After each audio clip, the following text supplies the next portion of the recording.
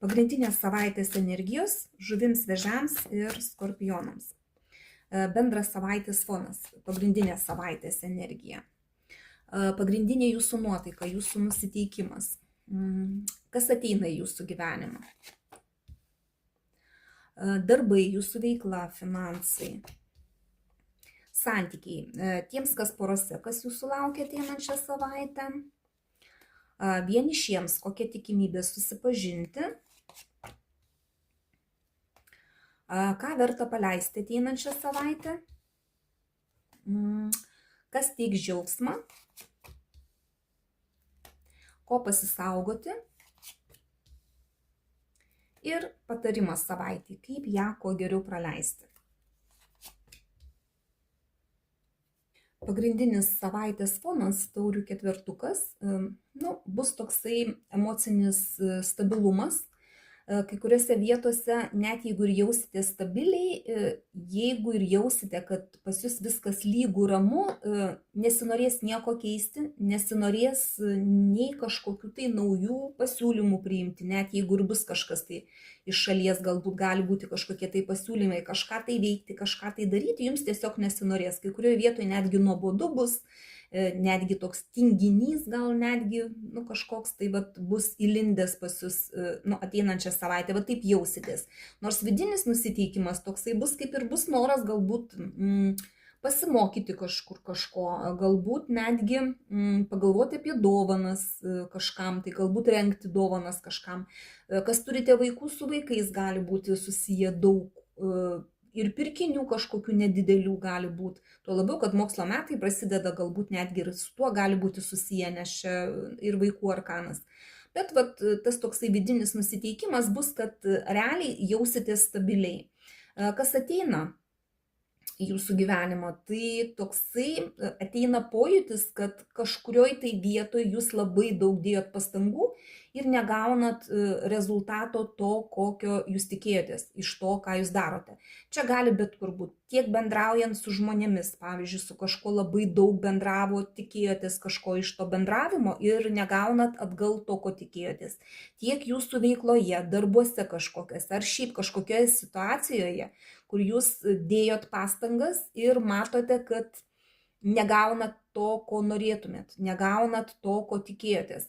Ir čia pas jūs gali būti toksai netgi jausmas, kad galbūt užtenka dėti pastangas ir sustoti, nes tiesiog nebematot perspektyvų. Tai čia labai svarbu turėti minty, kad reikėtų turėti kantrybės. Rezultatas ateis galbūt ne taip greitai, kaip jūs norite ir ne visai taip, ko jūs tikitės, bet rezultatas bus.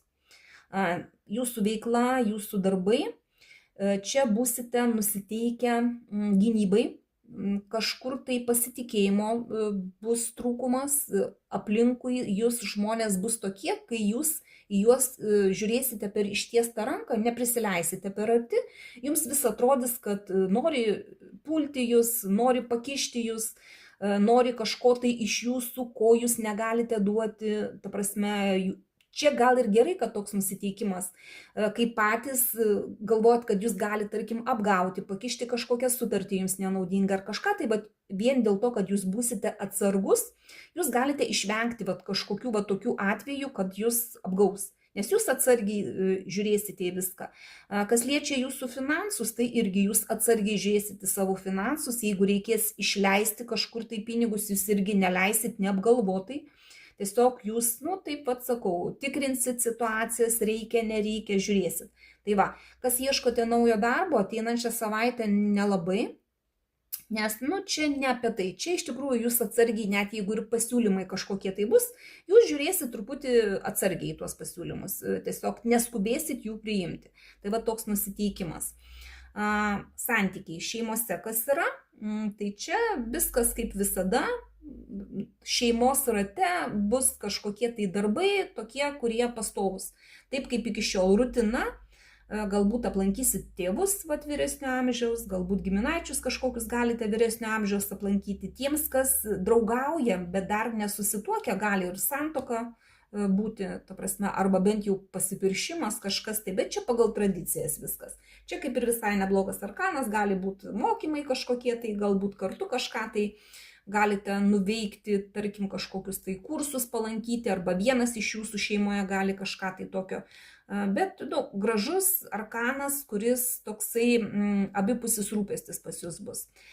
Tiems, kas vieniši, mergaitės čia nusimato nauja pažintis, monetų karalius, bet įsivertinkit, kad šitas vyrukas gali būti vedęs, tiesiog nutilėti tai.